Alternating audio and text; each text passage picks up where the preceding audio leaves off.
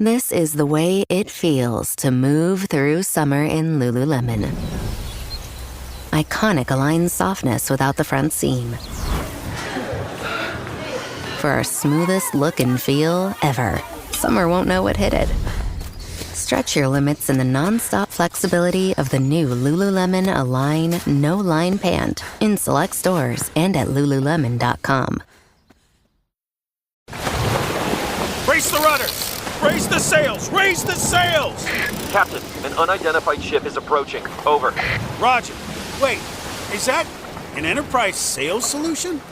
Reach sales professionals, not professional sailors. With LinkedIn ads, you can target the right people by industry, job title, and more.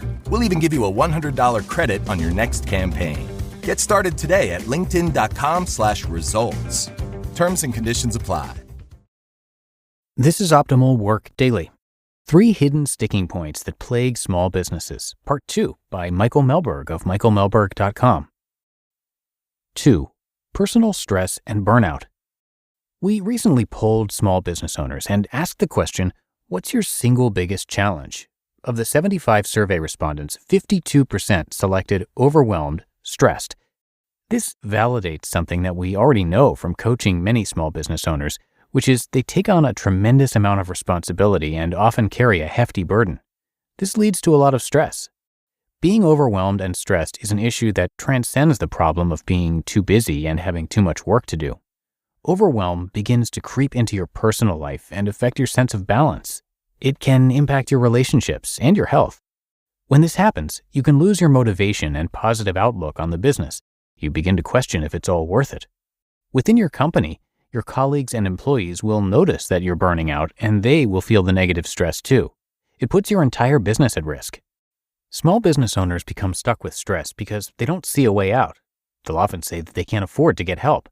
However, in many cases, the truth is that they can't afford not to get help. It's usually not a lack of resources that is holding them back. Instead, it's an unwillingness to give up control. They simply don't trust others to work with the same level of quality and proficiency as themselves. They can't envision anyone else being able to do things the way they do. This is a limiting mindset that draws a box around what you and your business can accomplish.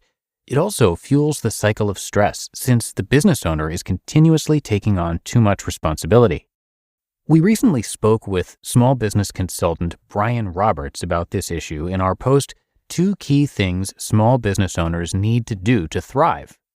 When we asked Brian to discuss what holds small businesses back and prevents them from getting to the next level, he identified trust and delegation as 2 critical points. When trust is absent, a business owner will hide his or her stress from partners and colleagues. They may also rush to judgment on what others are capable of and be unwilling to provide honest feedback. When it comes to delegation, they fear giving others the freedom to handle tasks in new and different ways. How to get unstuck. If you're feeling overwhelmed and sense that an unwillingness to cede control might be fueling your stress, it's time to reflect on your workload and take a hard look at areas where you can get some help. Ask yourself this question: which tasks that I do give me energy and which drain my energy?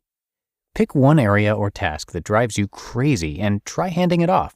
For example, if you hate bookkeeping, enlist the help of someone who loves and specializes in it. While this may feel uncomfortable in the short term, it won't be long before you feel the sense of relief and find more productive and enjoyable ways to use your time. When it comes to building your level of ease with delegation, consider Brian's advice. Quote, "Everybody is not going to do everything exactly the way you would do that, and that's not a bad thing because you haven't cornered the market on all the best ways to do everything in an entire company, right?" End quote. Finally, you need to learn how to gradually transition your knowledge and responsibilities in a way that grows others and leaves you feeling confident. For one proven way to accomplish this, check out our post on using coaching skills to enhance your leadership. It's on our website, and it describes a facilitative leadership approach that encourages innovation, ownership, and accountability for your employees as they take on new tasks and greater levels of responsibility. Don't waste your energy on unhelpful stress when you can get some help and focus on success. And 3, your sales pitch is stale. Many small business owners attract their first customers from their network of friends and close contacts. Why? because you already have relationships with them. They know you and they trust you. They understand what you do, and they can envision how you will help them. You don't need fancy marketing or messaging to reel these customers in.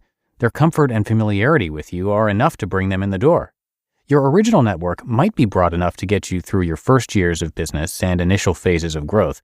However, at some point, you're going to hit the limits of that network. To continue growing and avoid hitting a plateau with your sales and revenue, you'll need to get in front of people that don't know you.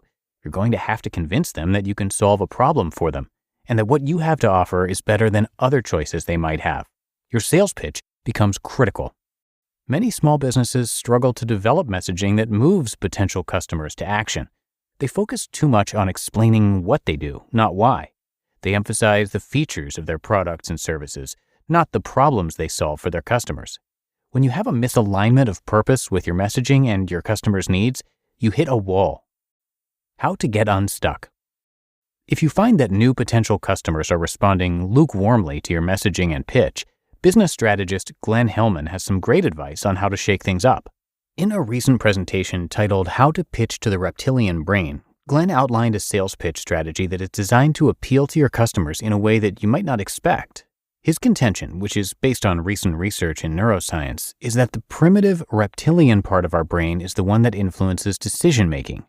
Research shows that your customer's decision-making power might be similar to a lizard's.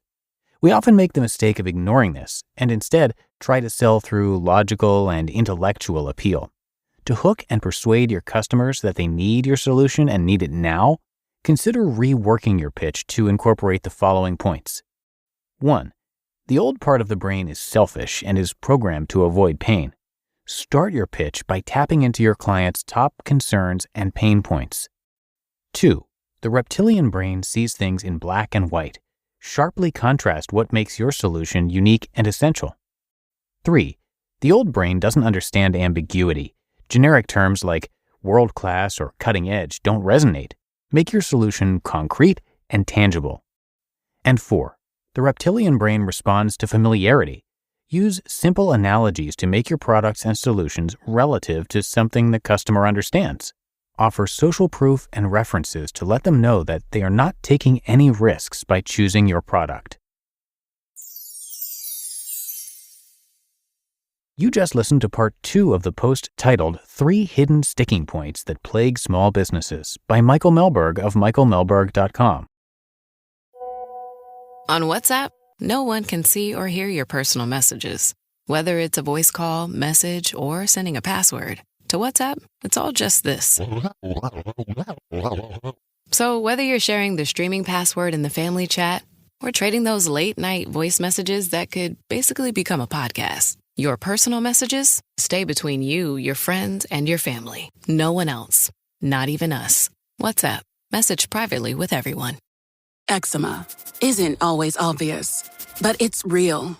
And so is the relief from Ebglyss. After an initial dosing phase, about 4 in 10 people taking Ebglyss achieved itch relief and clear or almost clear skin at 16 weeks. And most of those people maintain skin that's still more clear at 1 year with monthly dosing. Ebglyss, lebrikizumab LBKZ, a 250 milligram per 2 milliliter injection, is a prescription medicine used to treat adults and children 12 years of age and older who weigh at least 88 pounds or 40 kilograms with moderate to severe eczema, also called atopic dermatitis, that is not well controlled with prescription therapies used on the skin or topicals, or who cannot use topical therapies. Ebglyss can be used with or without topical corticosteroids. Don't use if you're allergic to Ebglyss. Allergic reactions can occur that can be severe. Eye problems can occur. Tell your doctor if you have new or worsening eye problems. You should not receive a live vaccine when treated with Ebglyss. Before starting Ebglyss, tell your doctor if you have a parasitic infection. Searching for real relief? Ask your doctor about Ebglyss and visit ebglyss.lilly.com or call 1-800-LILY-RX or 1-800-545-5979. And thanks again to Michael. He is regularly featured across a couple of our podcasts, so if you'd like to hear more from him, just check out our other shows. And if you search for Optimal Living Daily wherever you're hearing this, you can find all of the podcasts that we offer. And just like this show, the narrators there read to you from the best blogs that cover other topics like personal development, finance, health, relationships, and more. So again, to hear from Michael a bit more and a bunch of other amazing authors, just search for Optimal Living Daily wherever you're hearing me right now, and be sure to hit that subscribe or follow button. Okay, I think that does it for today. I thank you so much for being a subscriber and for joining us each and every day. Hope you had a great weekend if you're listening in real time, and I'll see you back here tomorrow for the Monday show, where your optimal life awaits.